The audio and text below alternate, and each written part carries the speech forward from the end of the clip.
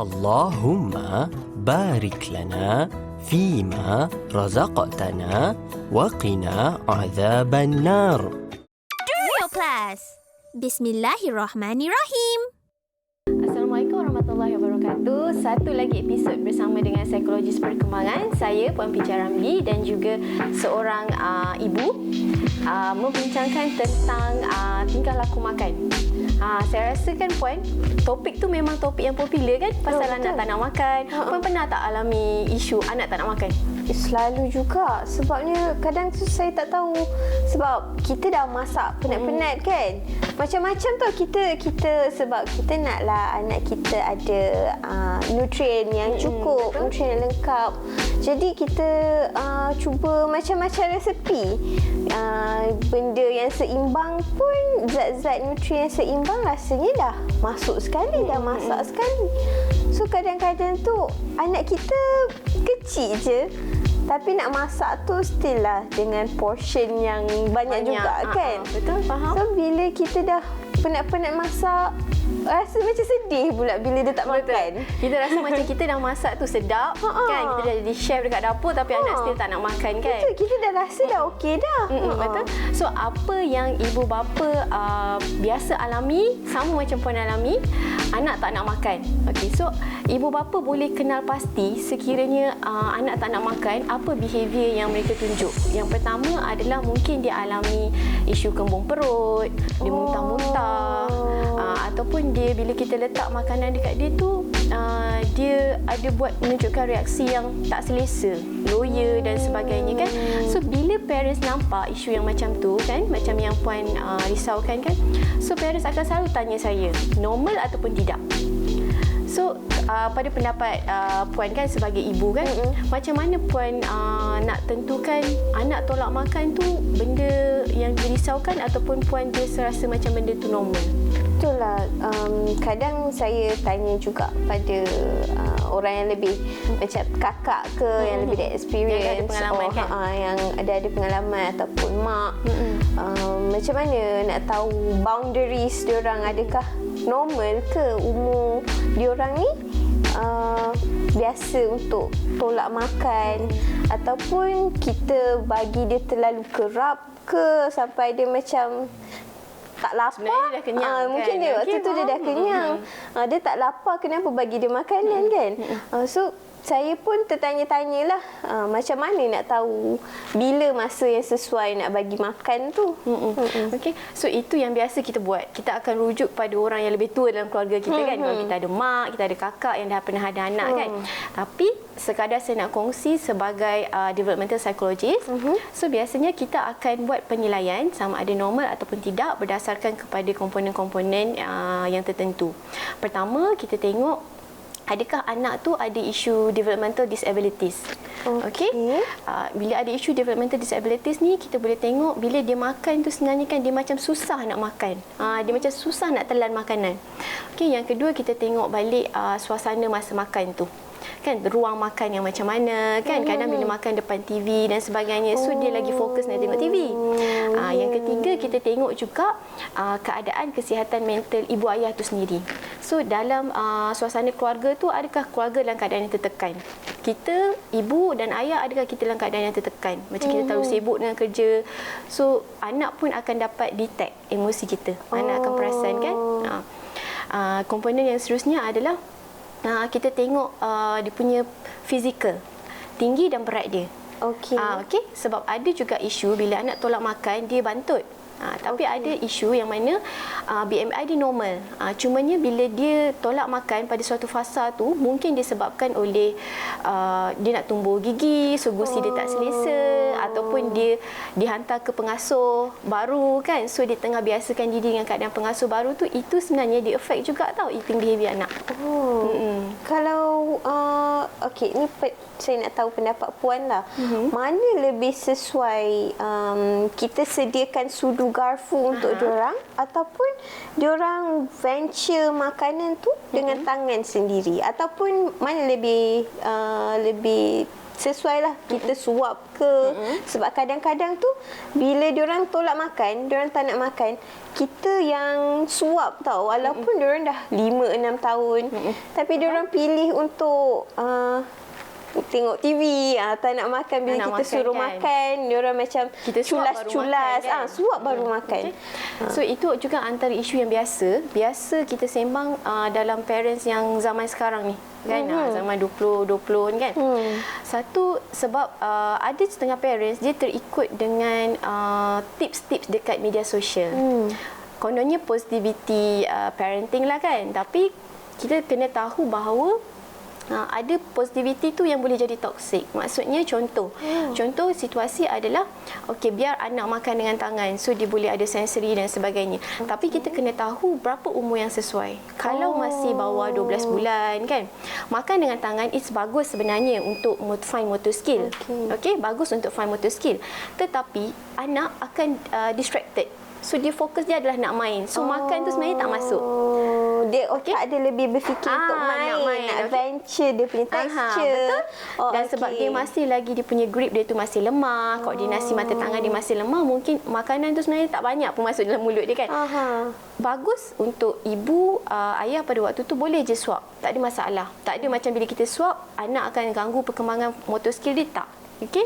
Boleh je suap. Kalau nak main aktiviti yang melibatkan tangan, sensory dan sebagainya kan, sebab Matlamat tadi Puan cakap nak bagi dia rangsang sensory motor, fine motor skill kan, kita buat di luar waktu makan.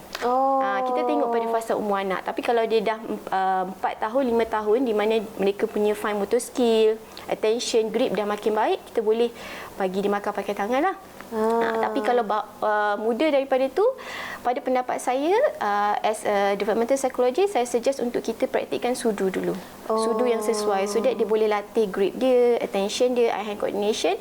Dan bila makanan tu dalam sudu kan, so orang kata apa, banyaklah lagi masuk daripada tangan dia yang masih lemah, yang nak kutip satu-satu. Dia jadi lambat, dia jadi bosan. Maksud Puan, bila dia ada sudu garfu, dia tahu dia punya mindset, okay, this untuk is, makan. ni Betul. untuk masa makan. Ini adalah masa makan.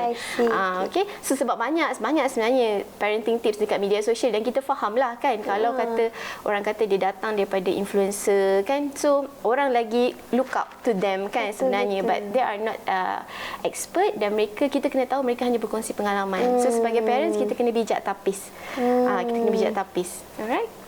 Jadi Puan, sebagai ibu bapa, apa yang boleh saya buat untuk galakkan anak saya makan?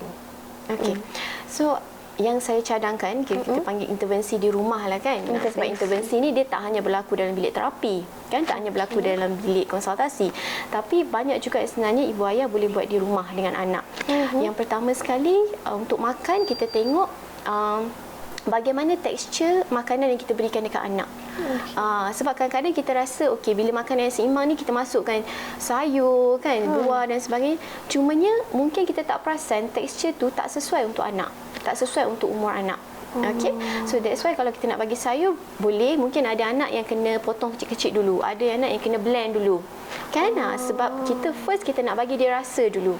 Because bila sayur hijau ni normal untuk manusia, orang kata apa, atau untuk anak tak suka, sebab kita asosiatkan hijau ni dengan racun kan, pahit kan. So kalau kata kita nak perkenalkan kepada anak tu, perkenalkan secara berperingkat. Mungkin kita boleh blend dulu, jadikan puri, masukkan dengan makanan lain kan. Bila anak dah besar sikit, baru kita boleh orang kata potong yang besar-besar sikit kan. So kita tengok tekstur makanan anak dulu macam mana.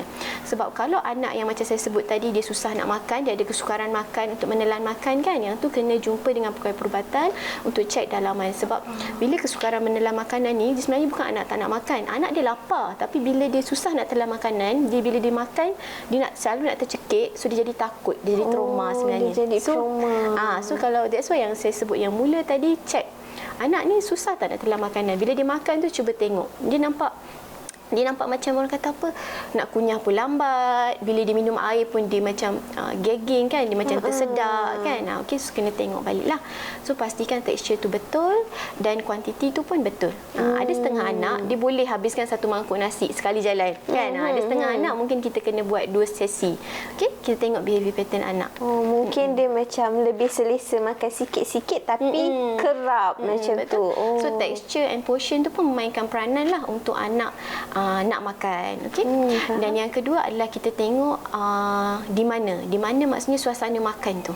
Ada setengah parents kita faham sebab dia nak bagi mungkin nak tengok TV and then anak boleh makan dengan baik kan. Cuma bila kita kukuhkan behavior tu, dia lama-lama dia akan bagi kesan jangka panjang yang tidak baik lah. Contoh bila dekat luar pun kan tak ada, dia nak kena ada gadget baru dia makan. Sedangkan bila kita tahu mungkin kat luar kat restoran tu kita nak fokus makan kan, kita nak fokus family time, sembang-sembang kan. So pastikan suasana makan tu betul di tempat yang betul. Kalau anak nak guna sudu tu mesti saiz yang betul. Kan kalau baby tu ada baby chair. So sebab kalau anak ibu pegang baby pun nak suap pun kadang-kadang kita risau takut risiko tercekik dan sebagainya kan. So letak dekat baby chair. Okey, so itu suasana makan. Dan yang ketiga adalah semak balik orang kata apa, interaksi antara kita dengan anak masa makan tu. Okey, so especially baby kan, bila kita interact dengan dia, kita teman dia makan, kita tunggu dia makan, kita bagi reinforcement. So bila ada interaction tu, orang kata dia attach dengan kita, so insya-Allah eating, not only eating behavior tapi behavior yang lain pun akan semakin baik. So dia macam ada bonding makan bersama time. Betul. Bonding time. Bukan makan je, bonding time juga dengan dia. Waktu tu kita boleh cakap kan. Betul. Kita boleh bagi tahu dalam ni ada apa, dalam ni ada apa, supaya dia tahu, oh sedaplah buah ni, Betul. sedaplah sayur ni macam tu. Kita galakkan dia suatu benda yang dia tak pernah makan tu, of course dia akan rasa takut kan. So bila kita ada dengan dia, kita encourage dia, insya-Allah dia punya kebimbangan tu akan slowly berkurang. Sebab dia ada someone yang dia boleh percaya. Betul. Bagi tahu dia. Okey, faham. Alright. Okey, dan satu lagi juga saya suka untuk ingatkan parents, bila anak fasa anak tolak makan ni, jangan sesekali kita paksa ataupun kita ugut. Okey, sebab kita tak tahu sebenarnya apa yang berlaku dalam mind dia, perkembangan dia kan. Kalau kata parents yang jarang-jarang jumpa developmental psychologist untuk buat konsultasi kan, so kita tak tahu sebenarnya anak kita ni kat mana tahap perkembangan dia, apa kemahiran yang dia ada, apa kemahiran yang dia belum ada. So elakkan untuk mengugut ataupun paksa anak makan lah. Satu lagi situasi kan Puan yang biasa adalah bila anak tu pergi dekat pengasuh baru ataupun dia bertukar-tukar tempat asuhan, tukar sekolah kan. Itu pun sebenarnya secara tak langsung dia affect eating behavior dia juga. Contoh bila dia pergi pengasuh baru, dia tak selesa dengan tempat yang baru tu kan, so dia tak nak makan. Okey, dia so parents macam kena faham. Sesuaikan diri nak sesuaikan dulu. diri pun ambil masa. So parents kena faham lah. Okey, so kalau anak tak nak makan, kita tengok balik kenapa, apa agaknya kemungkinan dia, and then kita encourage slowly. Mungkin kita boleh bagi tahu pengasuh tu, dia anak kita ni temperament yang macam ni, yang dia agak pemalu, so dia perlukan masa kan. Okey, so saya harap saya beri penjelasan yang cukup untuk Puan. Alhamdulillah. Terima kasih Puan Fija. Alright, okey. So insya-Allah dah selesai untuk episod kali ini berkenaan dengan fasa anak tolak makan. InsyaAllah kita akan jumpa lagi mungkin untuk episod akan datang dengan topik yang lain pula yang saya harapkan akan dapat memberikan manfaat kepada ibu ayah yang menonton insyaAllah. Assalamualaikum warahmatullahi wabarakatuh. Assalamualaikum warahmatullahi wabarakatuh dan salam sejahtera. Saya Dr. Abdul Rahman Ahmad Badayai, merupakan Ketua Saitera Klinik Psikologi dan Konsultasi PKPK, Fakulti Sains Sosial dan Kemanusiaan Universiti Kebangsaan Malaysia. Kepakaran saya dalam bidang psikologi perkembangan kanak-kanak dan remaja. Saya banyak melakukan aktiviti konsultasi, psikologi, assessment kanak-kanak dan remaja yang berkaitan dengan ADHD, autism, juga special needs. Jika anda memerlukan psychology consultation untuk berjumpa dengan pakar psikologi kanak-kanak dan remaja, boleh datang ke klinik kami di FSSK UKM dan juga boleh menghubungi kami di alamat di bawah ini.